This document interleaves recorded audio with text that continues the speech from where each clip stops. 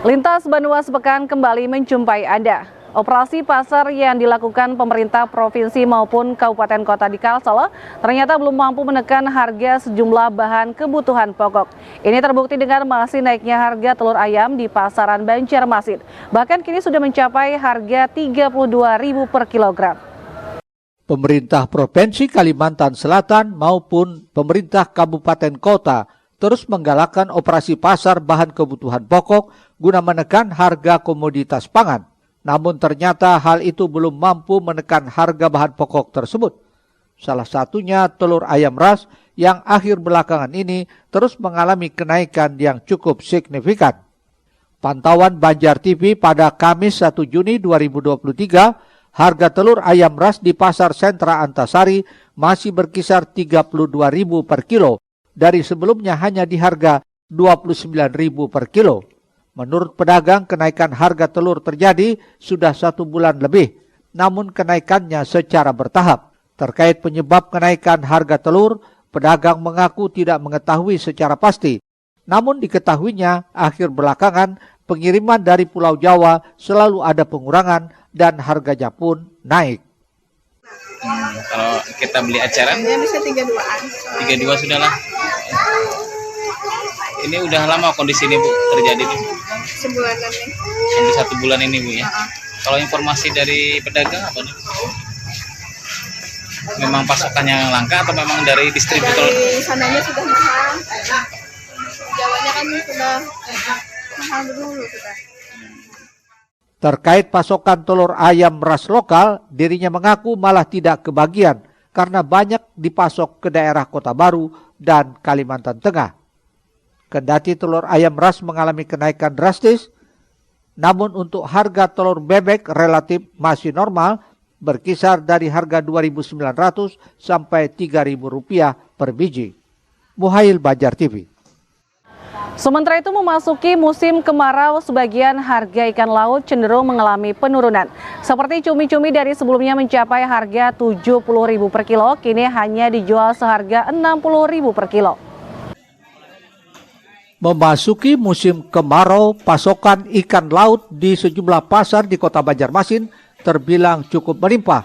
Seperti halnya ikan cumi, hingga cukup berdampak terhadap turunnya harga ikan tersebut. Menurut pedagang pasar Kesatrian Banjarmasin, turunnya harga cumi tersebut lantaran banyaknya pasokan dari nelayan. Harga cumi dari sebelumnya berkisar Rp70.000 per kilo, kini turun menjadi Rp60.000 per kilo.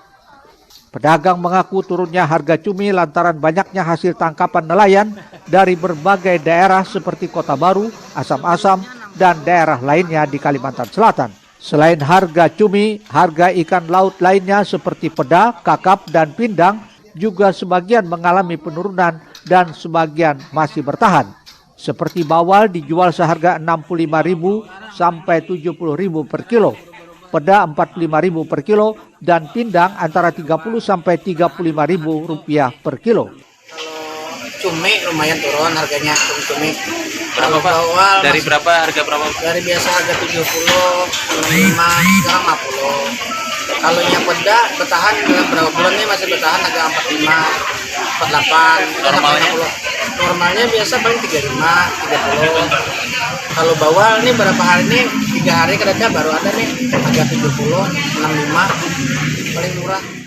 Kendati hari ini ikan laut mengalami penurunan, namun harga ikan laut sewaktu-waktu bisa saja mengalami kenaikan karena naik dan turunnya harga tergantung dari pasokan para nelayan. Muhail, Banjar TV. Beralih ke informasi lain, sebanyak 323 jemaah calon haji kloter 1 asal Kabupaten Banjar beserta 5 petugas dilepas langsung Gubernur Kalsel Sahbirun Nur di asrama embarkasi Banjarmasin di Banjarbaru Senin siang. Suasana harum menyelimuti pelepasan jemaah calon haji menggunakan 10 armada bus menuju Bandara Udara Internasional Syamsuddin Nur. Gubernur Kalimantan Selatan Sahbirun Nur melepas jemaah calon haji kloter 1 di asrama haji embarkasi Banjarmasin di Banjarbaru Senin siang.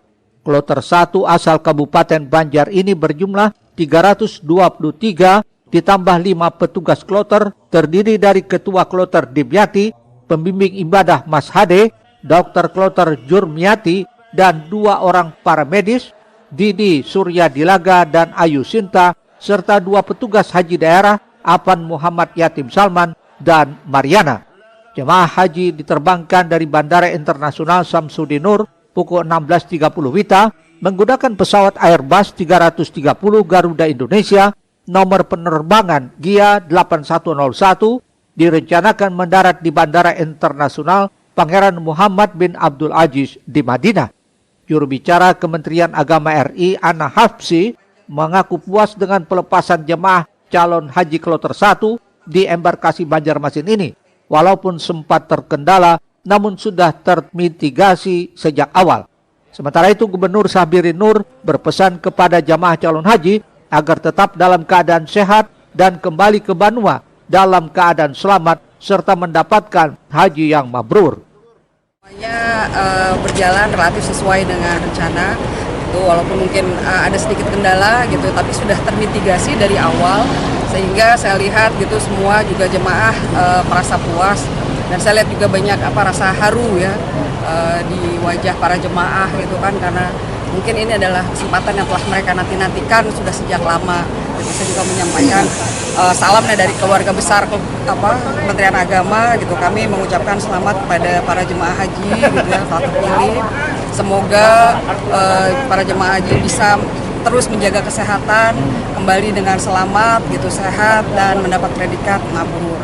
Kita tentunya keluarga besar, masyarakat Pondok kita tercinta Kalimantan Selatan dalam menjalankan ibadah hajinya di tahun 1444 Hijriah ini dalam keadaan berangkat selamat, pulih selamat kembali ke kampung halaman, dan doa kita semua mudah-mudahan para jamaah kita mendapatkan haji yang mabrur. Amin amin ya rabbal alamin. Hari ini ada yang satu kloter tadi 323 orang ya, dan kloter pertama dari Kabupaten Banjar. Nanti selanjutnya sesuai dengan waktu yang sudah ditentukan jadwal masing-masing.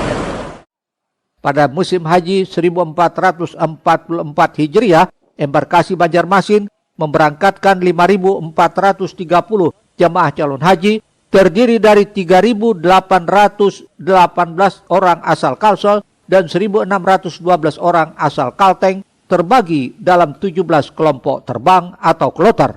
Ahmad Ramadhani, Banjar TV. Sementara itu, pemirsa, salah seorang jemaah haji asal Kecamatan Astambul, Kabupaten Banjar, Asmail Hanan Samad, mengaku harus menunggu selama 13 tahun hingga mendapat panggilan berhaji di tahun 2023 ini. Meski berprofesi sebagai pedagang pisang dan bertani, ia berhasil mewujudkan mimpi berangkat ke Tanah Suci. Sekalipun sudah berusia lanjut, tidak menyurutkan semangat Asmail menunaikan ibadah haji tahun ini. Bahkan ia merasa lebih sehat dibanding biasanya. Sehari-hari Asmail menekuni pekerjaan sebagai pedagang pisang dan bertani. Selama puluhan tahun dari hasil pendapatan tersebut, ia setorkan untuk biaya naik haji pada tahun 2010 dan melakukan pelunasan pada tahun ini.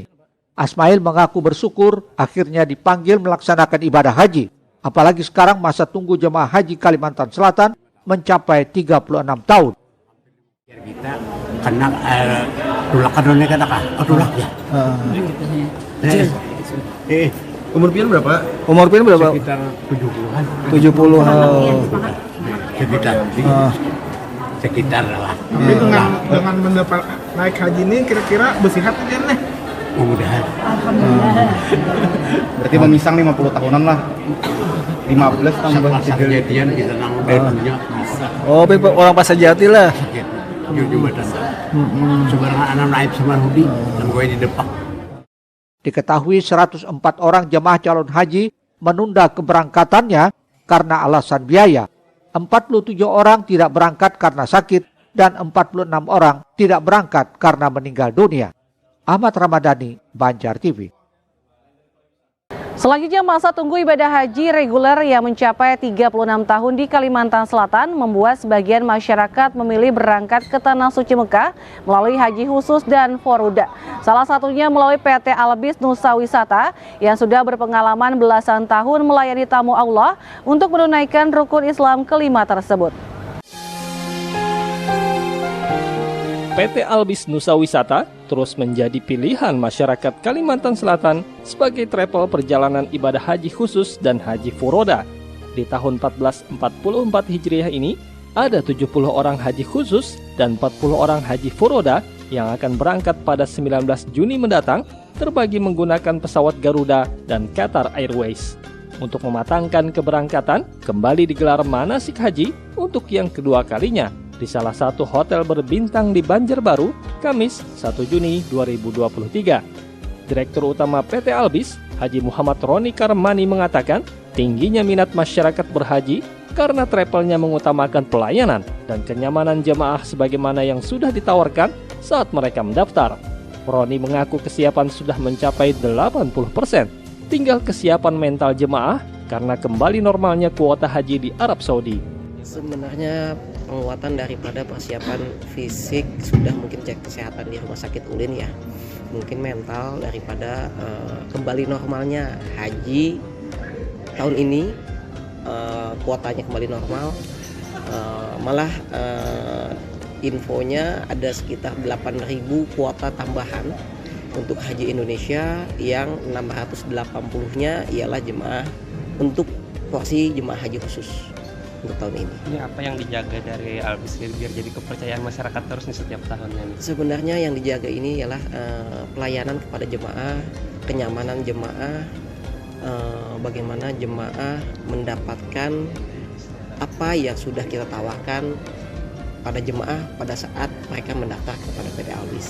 Sudah beres pesannya lah? Alhamdulillah secara user atau persyaratan visa kita sudah dapat kuotanya, insya Allah tinggal menunggu sistem masa airnya terbuka. Tingginya biaya yang harus dikeluarkan untuk haji furoda yaitu sebesar 25.000 US dollar atau berkisar di angka 350 sampai 400 juta rupiah. Karena harga visanya yang berbeda dengan haji khusus ternyata tak menyurutkan minat masyarakat untuk memilihnya. Salah satunya Taufik Hidayat, warga Banjarmasin Selatan yang akan berangkat bersama sang adik. Dirinya mengaku pernah mendaftar haji reguler pada 2013 lalu, namun belum tahu kapan kepastian berangkat, sehingga dengan kemudahan yang diberikan Allah, ia memutuskan untuk berangkat melalui haji furoda, yaitu ibadah haji tanpa antre atau bisa langsung berangkat di tahun yang sama saat mendaftar. Mungkin alasannya sama dengan muslim yang lain, kita punya keinginan untuk menunaikan ibadah haji. Kebetulan ada fasilitas dari haji furoda ini, kita mencoba untuk memanfaatkannya, itu aja mungkin. Pin sudah haji Pak? Kebetulan belum. Kemarin sempat mendaftar di reguler Pak? Sempat Pak? Sempat ya. Sempat mendaftar. Tahun berapa seharusnya kalau yang reguler Pak?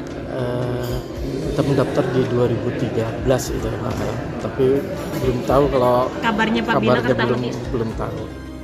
Di kesempatan ini dilakukan pula pelepasan secara simbolis oleh Kepala Kantor Kementerian Agama Kota Banjarmasin didampingi Ketua Asosiasi Perusahaan Perjalanan Wisata Kalsel, GMPT Garuda Indonesia dan Dirut PT Albis kepada jemaah termuda berusia 23 tahun Mustafa Syabani Abdussalam dan jemaah tertua berusia 68 tahun Hamimah. Eko Anggoro, Banjar TV.